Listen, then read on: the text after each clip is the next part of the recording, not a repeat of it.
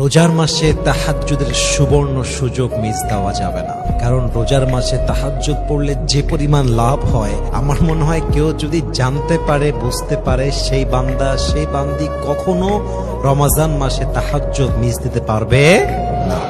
Number 1, হাদিসে আসছে যেই বান্দা রমজান মাসে রাত জেগে কিয়ামুল লাইল করবে তথা নামাজ পড়বে, আল্লাহ রাব্বুল ইজ্জাত ওয়াল জালাল তার পেছনের সমস্ত গুনাহ খাতা মাফ করে দেবে।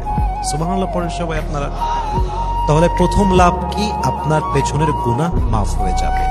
দ্বিতীয় লাভ হলো, যে বান্দা তাহাজ্জুদ গুজার হবে তার সাথে আল্লাহর সম্পর্ক জুড়ে যাবে, তার সাথে আল্লাহর সম্পর্ক হবে বন্ধুত্বের মতো। একদম সবচেয়ে কাছের বান্দা হবে সেই বান্দা যে তাহাজ্জুদের সময় উঠে তার রবকে ডাকবে। 3 নাম্বার লাভ হলো, আপনি যখন তাহাজ্জুদ গুজার হবেন আপনি হয়ে যাবেন মুস্তাজাবুদ দাওয়া। আপনি যখনই কোনো দোয়া করবেন, আপনার কোনো দোয়া আল্লাহ তাআলা খালি হাতে ফিরায় দিবেন না। বলেন সবাই সুবহানাল্লাহ।